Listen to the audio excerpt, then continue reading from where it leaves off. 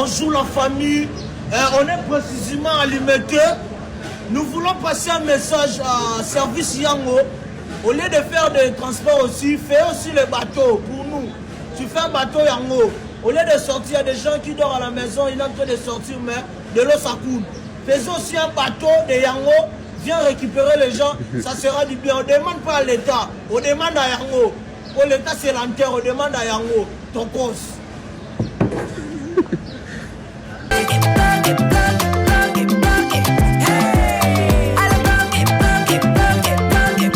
Oyoki elengi ya Congo. Tapez les mains, tapez les mains, tapez les mains, tapez les mains, tapez les mains.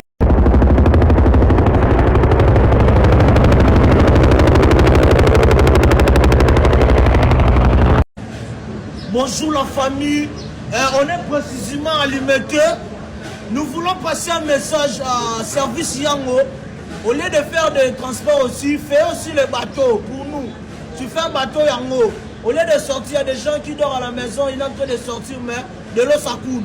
Faisons aussi un bateau de Yango. Viens récupérer les gens, ça sera du bien. On ne demande pas à l'État, on demande à Yango. Pour l'État c'est l'enterre, on demande à Yango. Ton cause.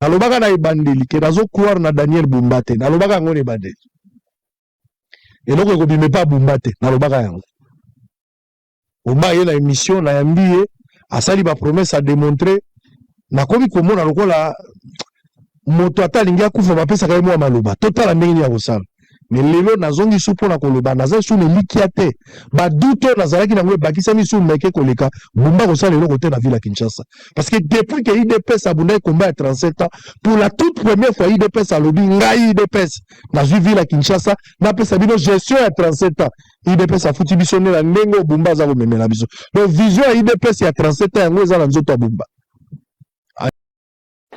En tout cas, eza dégâts.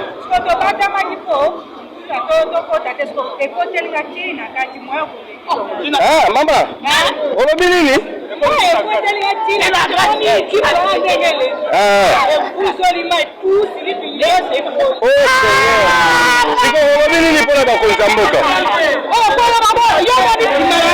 Maman, on a bien dit pour la première vie. La tema ikuna la jipana pour eleki ma ekotelinga yi nakati wapi ekuti nakati ke mama nanga idoge za dega Mbote bandeko na ngai toza pendant la saison sèche au mois de juillet nous sommes sur l'avenue Kassavubu là précisément je suis devant la paroisse Saint-Pierre bandeko bino moko botala tozo batena malobe zangi biso mboka na biso mayele sili biso to likambo nini tala makambo ndenge ezali awa. À chaque fois je vous fais vivre la vie de Kinshasa po bomona nde baoka to Kinshasa eza kobonga yango Kinshasa eza kobonga partout salite ya ndenge ya koloba te bandeko baza kovivre koteka na ndenge ya pasi awa na avenue Kasavubu.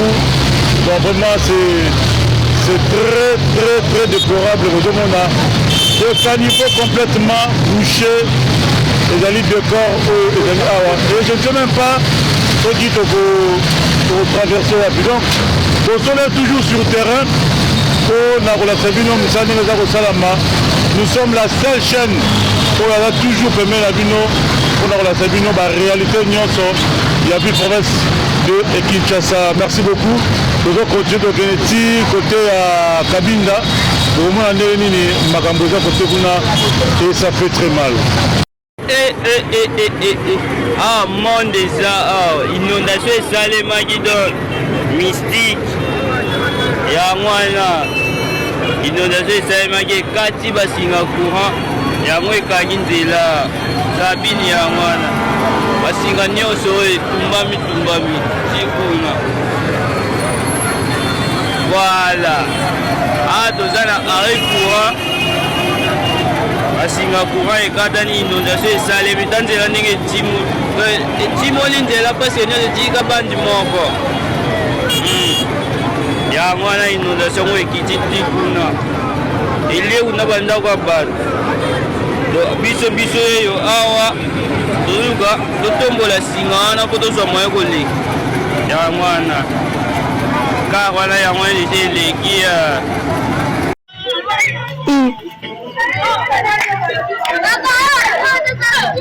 une maison en étage, 2 niveaux. Et puis c'est une parcelle clôturée. Au portail, au fil barbelé, au bachara likolo ya clôture. Au jali de mon ata libende oyo. Libende oyo. On a simbi. Ezali ya portail ekundami. Bam tokutani na ngobiso na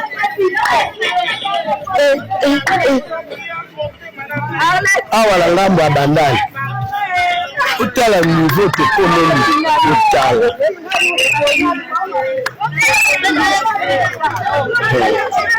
Pourquoi dans un pays il y a des personnes ambitieuses qui veulent entreprendre? Les hommes politiques leur demandent de ne pas le faire. Ça c'est à refaire. Nos mentalités sont à refaire, il faut qu'on arrête ça. Dans ce pays, il y a des personnalités capables de construire le pays. Au lieu d'être content qu'il y a des gens qui veulent vous aider à construire le pays pour pouvoir économiser l'argent de l'État, non, vous voulez qu'on voit que vous.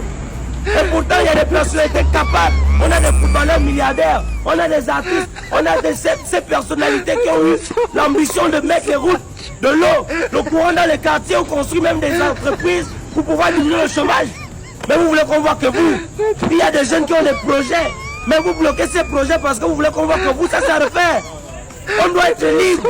On veut un pays libre. On veut où on peut construire nos quartiers, nos villes, mettre de l'eau, mettre le courant. Ça sert à refaire. Demain, politiciens. Après-demain, politiciens. On ne veut pas que les politiciens. Il y a des hommes aussi qui veulent construire le pays. Nous ne sommes pas tombés du ciel. On est nés dans ce pays. Laissez-nous construire nos villages, nos villes. Arrêtez de nous empêcher. Ça sert à refaire.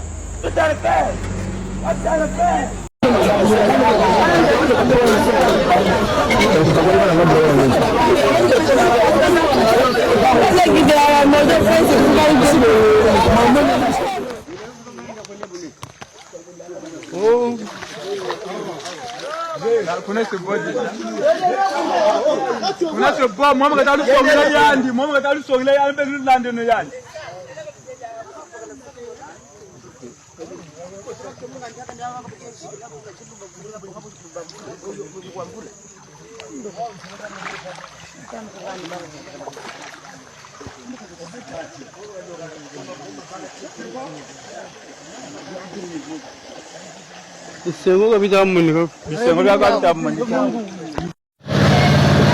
soki nayebisi bino ke na mosaka to na mbongo ebele bondimaka te tala kilo ya mbongo ndenge edimisi mboka mbongo eza kati na mosaka elei kopeze yango tali mboka ezali kodinda pa matin misolo ba transaction leki eko pese omoni mboka komi kodinda awa toza na grande avenue bato ebele bamite ya mabe balobaka mabe ya pela bakotala bolamu ya pela te pela kitisi course ya velo alaki na 500 pela sali na 100 francs na bwato bakondimaka na pela te moto azalaka okende toka mai na libongo komoto na monoko ya ndako bakondimaka na pela te pela kosala bolamu na mboka oyo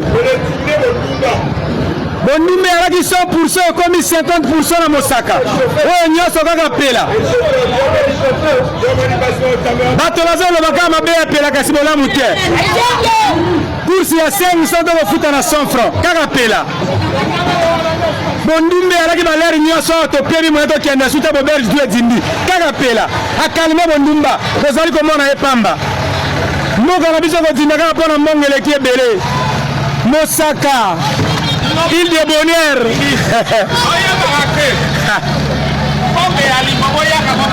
ça c'est vrai Mosaka, ma ville cosmopolite, la ville qui flotte au milieu de l'eau, ma ville flottante. Mosaka aux bénis. Ma yeye pour continuer ma béni aux ezali kati na yo. Opambwami amen.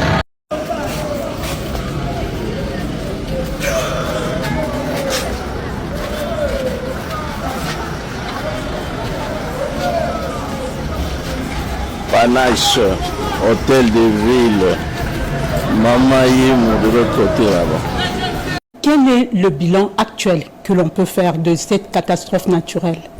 Bon, le bilan, il évolue au jour le jour. Il faut dire que c'est depuis hier que nous sommes en alerte et en urgence après les pluies diluviennes de Kinshasa qui ont créé des dégâts beaucoup plus dans la partie ouest de la ville, dans la commune de Kimwenza, oui, où déjà avec les 18 têtes d'érosion qui étaient déjà prises en charge, nous avons connu des dégâts assez importants au niveau de la nationale numéro 1, mais aussi des glissements de terrain qui ont emporté certaines maisons et qui ont causé aussi des dégâts en vies humaines qui ont été enregistrés avec un bon nombre de blessés. Nous avons hier malheureusement enregistré 22 cas de décès, 46 personnes hospitalisées prises en charge et des familles aussi qu'on a recueillies dans un centre au niveau de Kimwenza, où il y a 75 familles qui s'y retrouvent déjà depuis hier. Hier, en fin de journée, nous avons tenu une réunion d'urgence où nous avons mis en place la cellule de crise à laquelle nous avons donné la supervision à la commission permanente d'alerte et d'urgence du ministère de l'Intérieur, avec qui les autres services qui sont concernés dans les cas de catastrophe de prendre en charge la population et tous les cas de sinistres. Nous nous étions engagés non seulement à évaluer la situation, mais à prendre des décisions principalement sur la partie...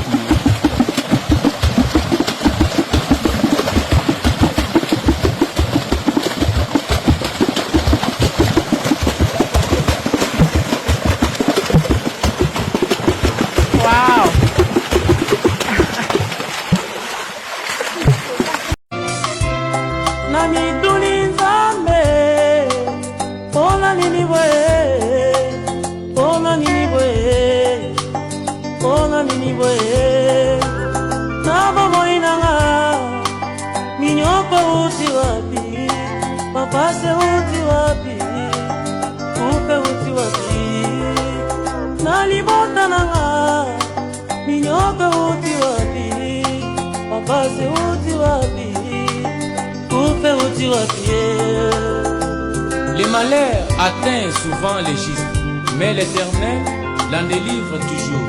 Psaume 34, verset 20. Nami tuninzambe, ona nini boye, ona nini boye, ona nini boye. Nama moinanga, minyoko uti wapi, papase uti wapi, upe uti wapi. na libota nanga minyoka uti wapi papa se uti wapi upe uti wapi. Oh Nzambe, yo mobondisi na ngai na ntango na pasi. Papa ngai na. Et ça va péter. Péter. Vous allez fuir. Vous attendez.